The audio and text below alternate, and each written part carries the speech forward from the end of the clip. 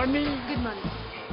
నువ్వు తాకితే కృష్ణశాస్త్రి కవిత్వం చదివినట్టుగా పైరగాలి తగిలినట్టుగా చల్లగా ఉంటుంది. ఫ్రిడ్జ్ లో చేపెట్టు, ఇంకా చల్లగా ఉంటుంది. వెళ్ళా. అవునులే, కత్తి లాంటి కుర్రాయం ఉండగా మేము ఎలా అంటాం?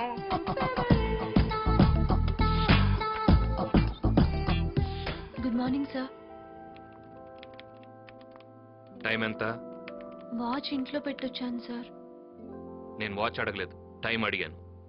నిన్న నాకు పెళ్లి చూపులు కదా సార్. నిన్న పెళ్లి చూపులు అయితే వాళ్ళు ఎందుకు లేట్గా రావడం? నిన్న రావాల్సిన పెళ్లి వాళ్ళు లేట్ గా ఈరోజు ఎర్లీగా వచ్చేసారు సార్. పొద్దున్నే స్నానం చేసి ఫ్రెష్ గా వాళ్ళకి టిఫిన్లు కాఫీలు, అంటే మాది సాంప్రదాయ కుటుంబం కదండి, అన్నీ వండి పెట్టాను. తిని ఆఖరికి నేను నచ్చలేదని మా అమ్మతో చెప్పి వెళ్ళిపోయారు సార్. ఆ ఫీలింగ్ లో టైం చూసుకోక లేట్ అయింది. Sorry sir. ఓకే, అయినా నీకేం తక్కువ, చూడటానికి అందంగానే ఉన్నాగా. Thank you sir. ఎందుకు? నేను అందంగా ఉన్నానని గుర్తించినందుకు. యశోద హాస్పిటల్ డీడీది మనం తీసావా? అంటే నేను వెళ్ళేసరికి బ్యాంక్ క్లోజ్ చేసేసారు సార్. నా దగ్గర ఆలస్యం అబద్ధం రెండు ఉండకూడదు, అర్థమైందా? ఈ రోజు డీడీ. Okay sir. హాయ్ అన్నయ్య. రా. హాయ్. నమస్తే సార్. అన్నయ్య, ఇతను అపాయింట్మెంట్ తీసుకున్నావా? అన్నయ్య దగ్గరికి రావడానికి కూడా ఏచీలైన అపాయింట్మెంట్ తీసుకుంటా. ఇది ఇల్లు కాదు, ఫ్యాక్టరీ. ఎక్కడ పద్ధతులు అక్కడే. ఇంకెప్పుడు అపాయింట్మెంట్ లేకుండా రావద్దు. చెప్పేం కావాలి?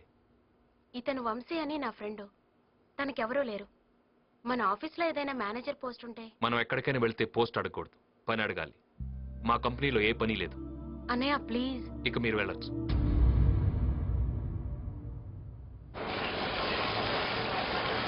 చెన్నైకి వెళ్ళాల్సిన స్టాక్ వెళ్ళిందా? అది ఎప్పుడో వెళ్ళిపోయింది సార్.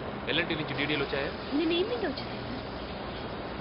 శివయ్య, ఈ మిషన్ సరిగ్గా పనిచేయట్లేదా? లేదు సార్, బాగానే ఉంది. నిన్నే సర్వీసింగ్ చేయించి. లేదు, ఏదో ప్రాబ్లం ఉంది. శివయ్య, అరేంజ్.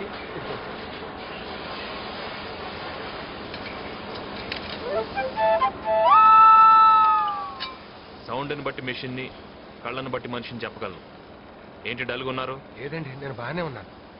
లేదు, ఏదో ప్రాబ్లం ఉంది. ఏమీ లేదు సార్, వీళ్ళ అబ్బాయికి డాక్టర్ సీట్ వచ్చింది. డొనేషన్ కట్టడానికి డబ్బులు లేక మిమ్మల్ని అడుగుదామని అడగలేకపోతున్నాడు సార్.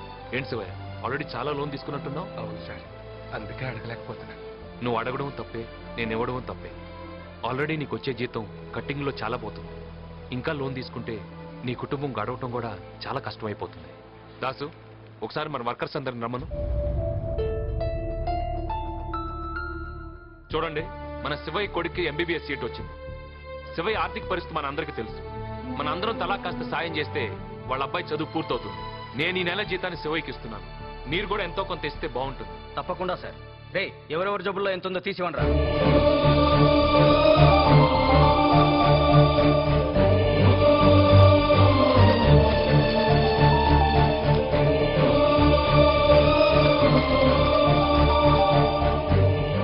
ఇది సరిపోకపోతే మా అందరి జీతాల్లోంచి కొంత కట్ చేసి ఇవ్వండి సార్. థ్యాంక్స్.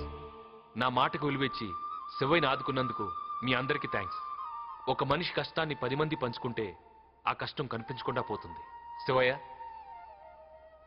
నువ్వు కూడా ఎవరికి ఏ కష్టం వచ్చినా ఇలాగే సాయపడాలి. తప్పకుండా సార్. ఎండి గారు అందరి ప్రాబ్లమ్స్ ని సాల్వ్ చేస్తున్నారే, ఒక్క దీని ప్రాబ్లం తప్ప. సాల్వ్ చేయాలంటే అసలు దీని ప్రాబ్లం ఏంటో ఆయనకి తెలియాలి కదా. ఏమీ శైలు, ప్రతిసారి మీ ఇంట్లో వాళ్ళు పెళ్లి చూపులు అరేంజ్ చేయడం, ఏదో ఉంకుతో నువ్వు చెడగొట్టుకోవడం. డైరెక్ట్ గా వెళ్ళి ఆయన్ని లవ్ చేస్తున్నట్లు చెప్పేచ్చు కదా. చెప్తానే, చెప్పాలి. చెప్తే ఏమవుతుందో అని భయం, కానీ చెప్పాలి అని ఫీలింగ్ ఉంది చూసావా, అది చాలా హాయిగా ఉంటుంది. ఆ ఫీలింగ్తో ఎంత కాలమైనా బతికేయచ్చు.